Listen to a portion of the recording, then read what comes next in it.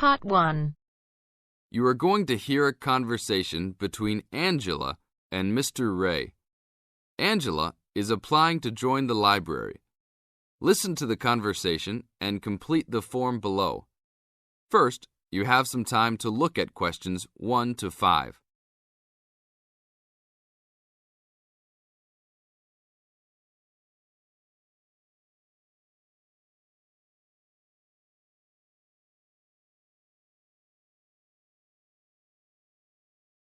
Now we shall begin. You should answer the questions as you listen, because you will never hear the recording a second time. Hello, how can I join the library? Well, you need to make an application. Would you like to do it now? Yes, if I can. One moment and I'll get the form. Now, I just need to ask you a few questions before you sign at the bottom. Okay. Your full name, please. Angela Mary Price. Price? Yes, that's right. Okay. And your address? Apartment 3, 86 Bridge Street, Pimlico. Bridge Street. That's just near here, isn't it? Yes, not very far. Good. So the postcode must be 2065, right? Yes, that's right. Now, your telephone number. I need both home and work if you have them. My home number is 8763-5142, and work is 8456-1307. Do you need anything else, like ID or something? Yes, your driver's license will do, if you have one. Right. It's easy to remember. I know it by heart. 4040AC. I'm afraid I'll also need to see it. Okay, here it is. Thanks. And your date of birth, please? 24 March 1981. Okay, thanks. That's the most important part completed. But if you don't mind, I'd also like to ask you a few questions for a survey we're conducting. Yes, that's okay. Now you have some time to read questions 6 to 10.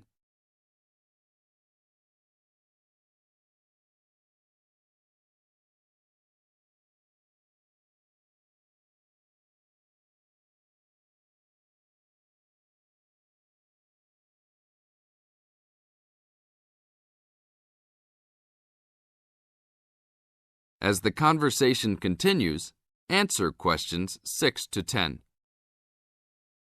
What kind of books do you like to read? Here's a list to look at. Oh, it varies from time to time, but I always like to relax and learn about other countries I might visit one day. I don't like anything too heavy or serious, unless it's about animals or the environment. I'm not really into sport very much. Anything else? Well, I do like entertaining at home. You know, dinner parties. So I suppose you'll have something for me in that line. The pictures in those books always make me hungry, although they never seem to turn out exactly as they look in the books. Fine. I think that's all I need now, except I need you to sign here on the application form. Oh, and I almost forgot. The membership fee is $20, which is refundable if you no longer stay a member. There you are. Do I sign at the bottom here? Yes, that's right. You can borrow books now if you wish, although your membership card won't be ready until next week. So if you want to borrow today, you can pick up your card when you return your first books. That's if you want to take some now. I think I will, but I'll have a look around first. Okay, take your time. That is the end of Part 1. You now have half a minute to check your answers.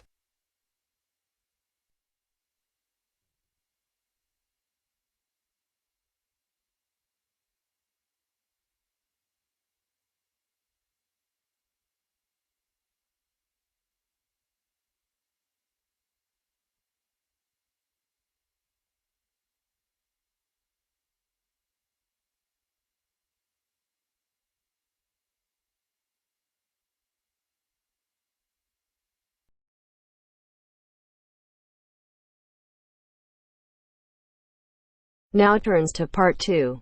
Part 2. You'll hear two university students discussing experiments. First, you have some time to look at questions 11 to 15.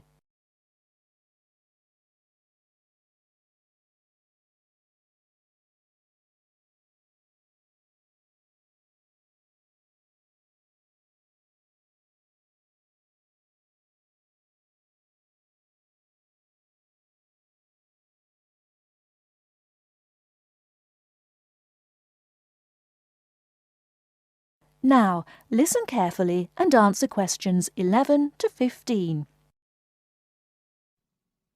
Hi, Al. Sorry to interrupt you when you're having your lunch, but I wanted to ask you a favour. Oh, sure, no problem. Sit down, Josie. I've finished anyway. What do you need?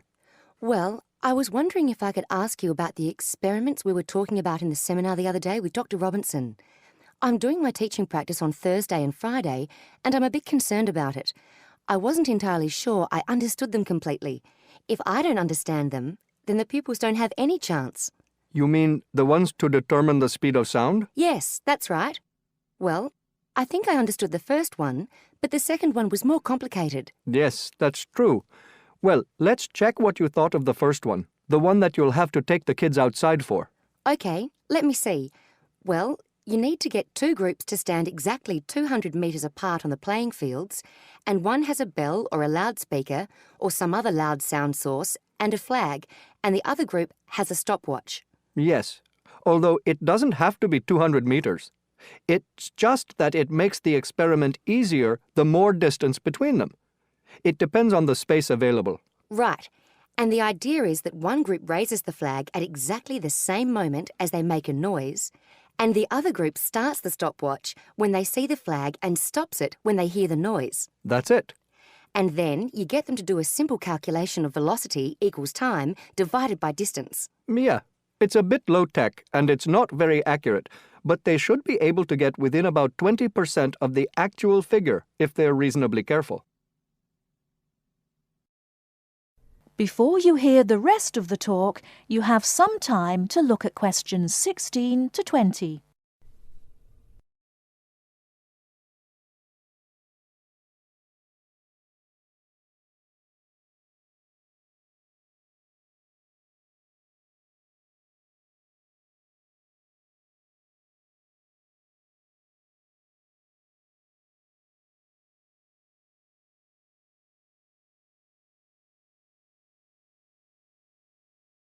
Now listen and answer questions 16 to 20. Okay, so I understand that. It's the other one, the one with the tube I was having a few problems with. Can you just talk me through that and tell me exactly what I have to explain to the pupils? Okay. Well, the thing to remember is that sound is a wave, and waves have both frequency and wavelength. You should start them off with exploring waves in water, and that'll introduce a few key concepts. Sound waves aren't exactly the same because they're compression waves, but it's more or less the same principle, at least for pupils at this level. I've got some ideas for that. So they understand wavelength and frequency, and then we move on to the experiment. For that we need, let me just have a look at my notes. A long tube, a tuning fork, and a large barrel of water. Now, what do they do with those? And what's the point of it? It's fairly simple, really. You just have to remember that velocity equals wavelength times frequency. Ah, yes, that's the key, isn't it? Yes, the tuning fork is manufactured to produce a sound of a given frequency. So that just leaves you one thing to measure. The pupils hit the tuning fork so that it makes a sound and hold it toward the end of the long open tube. That makes the air vibrate. They should slowly move the tube up and down. They'll find that in some positions it gets louder. That's because of resonance. What's that again? It's when there are a whole number of waves in the column of air in the tube. It makes it louder. They then measure the length of the column of air, and they can work out the wavelength from that.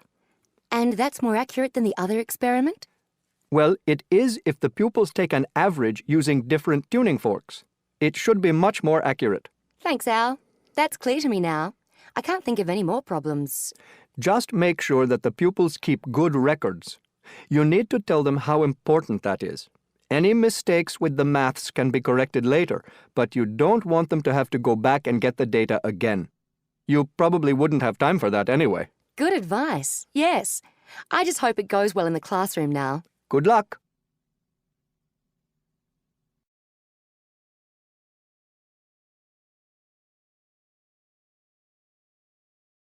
That is the end of part 2. You now have half a minute to check your answers.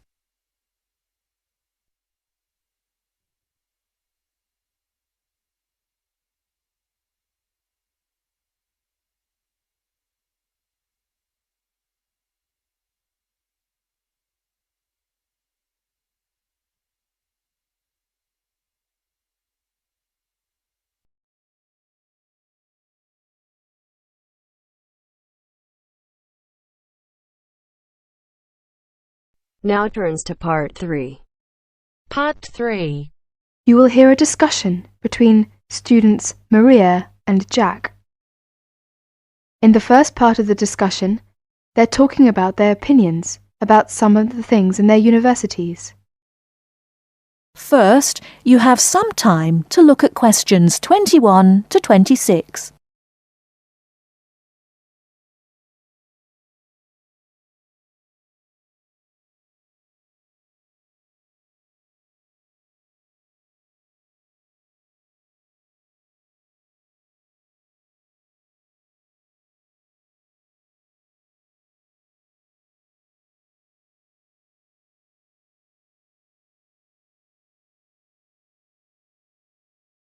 Now listen carefully and answer questions 21 to 26.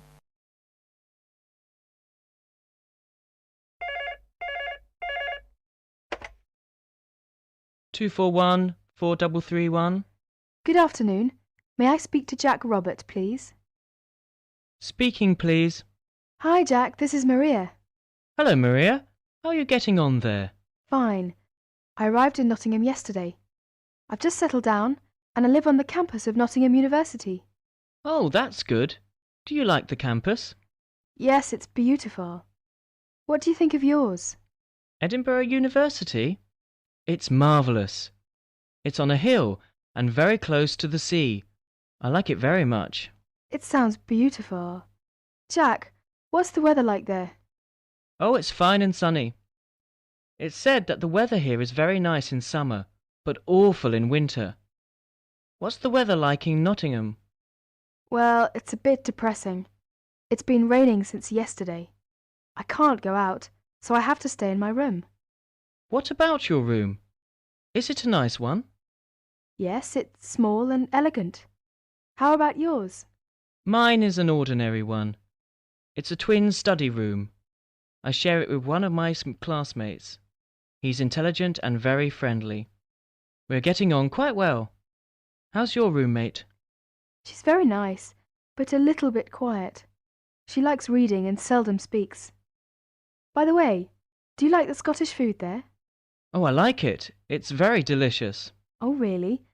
I don't like the food here. It's disgusting. It has no taste. I have to cook for myself in my room. Well, Maria, as the saying goes, when in Rome, do as the Romans do. Come on, don't be too choosy.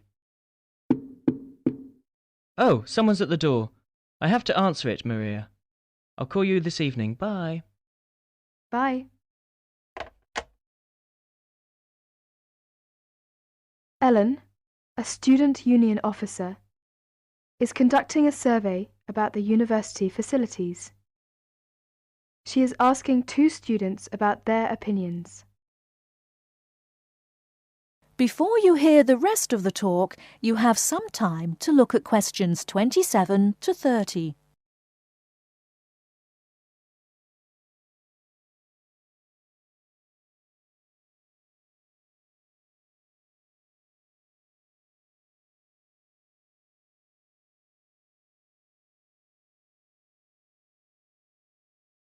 Now listen and answer questions 27 to 30. I'm Alan, and I work for the Student Union. Now, I'd like to hear your opinions about a few things in the university. We've asked for some volunteers to help us conduct this survey into how satisfied students are with the university facilities. First of all, let's take the lecture rooms. We could score them, for instance, 1 is excellent, 2 satisfactory, 3 rather poor, and 4 really bad. Robert, you first, please. What do you think about the lecture rooms here? Not so good, I'm afraid. I would score 3. They're too small for one thing. Sometimes we can hardly find a seat. Yes, but that doesn't happen very often. Personally, I think they're all right. They're comfortable and the acoustics are quite reasonable. It doesn't matter where you sit, you can always hear the lecture. I would give 2 for them. How do you feel about the car parking facilities? Are they adequate? You must be joking. I can never find a car parking space when I need one, and when I finally do, it's a very long walk to the university's teaching building. I'd give it a 4. I'm afraid I also agree. We need more car parks urgently. This is perhaps one of the major shortcomings of this campus. It gets a 4 from me as well. I come to the university 20 minutes early just so I can drive around looking for a parking space. What about the computer centre then? I think it's first class. The software base contains a large selection of learning programs, language games, and word processing facilities. I would give a score of 1. I quite agree with you. It's very modern and also under the supervision of qualified staff who can offer help to us while we work, should we need them. Oh, good. Well, what do you think of the library facilities? Let's say the periodical room first. Well, I've scored that 3. I'm sorry to have to say, but, I think the room has poor lighting, and I'm disappointed about that. I've given it a score of 1. As far as I'm concerned, it's excellent and well stocked. Thank you, Robert and Mary. Now, let's turn to the photocopying facilities. I would give it a score of 2. Personally, I think it's all right and it's very helpful. Huh? I would score 3. I think it's too expensive for photocopying, and there are not enough machines. Sometimes we have to stand in a line. Okay. Now, let's talk about the... That is the end of part 3. You now have half a minute to check your answers.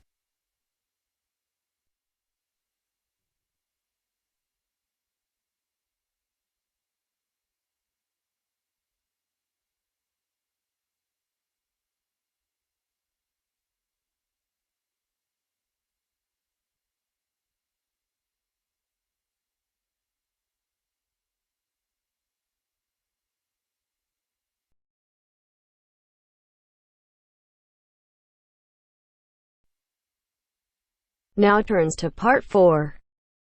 Part 4. You will hear a lecturer talking about food preservation. First, you have some time to look at questions 31 to 37.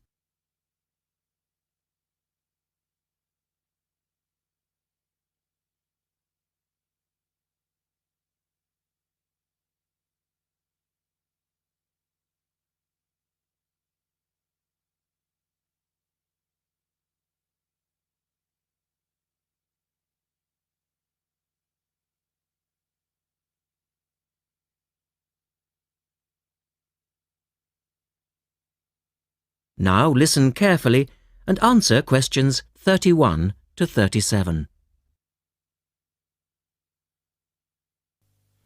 In today's lecture, I'd like to look at the topic of food preservation and start by asking the obvious question, why do we need to preserve food?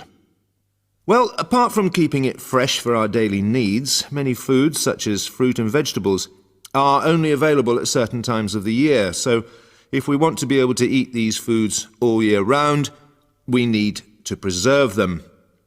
We also need to preserve food for export overseas to make sure that it doesn't perish in transit.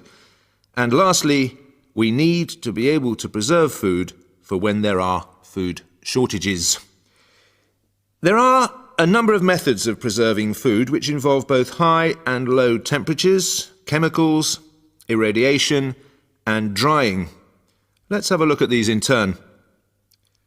In the 1870s, the French scientist Louis Pasteur showed that microorganisms in food could be destroyed by raising the temperature of the food, a process now known as pasteurization. This involves heating milk to just 65 degrees Celsius for 30 minutes. A new method, the ultra-high temperature, or UHT process, involves heating milk to 150 degrees Celsius for 3 seconds. The advantage of treating milk in this way is that it lasts much longer, though I tend to feel, and I'm sure many of you would agree, that taste is somewhat sacrificed in the UHT process. Tin cans were first used in the early 1800s to store and preserve food. Just as they are now, the cans were tin-plated steel containers, and the process had the advantage of being cost-effective. Unfortunately, however, there were many early cases of food poisoning because the canning process was not fully understood at that stage. We now know the exact temperature and length of time each food needs for proper preservation, which has greatly reduced the risk of food poisoning. People living in cold climates often preserve food by burying it in the snow, and the Romans knew all about the advantages of packing food in ice. But for most people, this was not an option until the invention of the refrigerator in 1834. Today, however, refrigeration is the most important means of preserving food, because the food stays fresh without needing to be treated. However, refrigeration requires an electricity supply, and unfortunately, if the power goes off, so does the food. A variety of chemicals can be added to food, and you'll find their names listed on the labels of cans and bottles. Salt is probably the oldest of all the chemical preservatives, and was used by many ancient civilizations for many years. Sugar also acts as a preservative and is used to preserve jams in much the same way that vinegar is used to pickle foods. Chemical preservatives are effective, but they do not suit all foods, and the processes involved are time-consuming. Another method of preserving food is by drying it. Most foods are 75% to 90% water, so if you remove the water, the microorganisms simply can't survive. When food is dried, it not only lasts a long time, but it also becomes much lighter, which is a big advantage, as this makes it cheap to store. Though some people argue that valuable nutrients are lost in the process. In the second part, the speaker describes the process of drying food. Look at questions 38 to 40.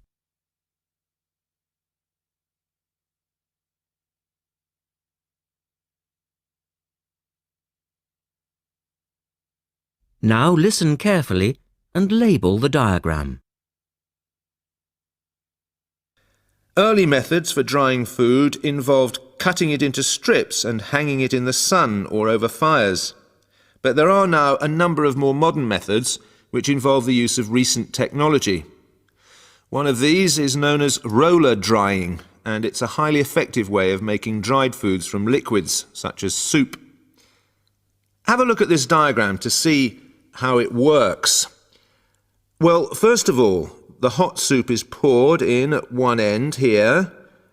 The liquid spreads to form a thin layer on a heated belt. The liquid dries as it moves along. By the time it reaches the end of the belt, all the water has evaporated, leaving only dry powder. A blade then scrapes the dried material off the roller and captures it in powder form. All you have to do is add boiling water, and you have your hot soup back again, ready to drink. Another method is called freeze drying, and for those of you who still remember... That is the end of part 4. You now have half a minute to check your answers.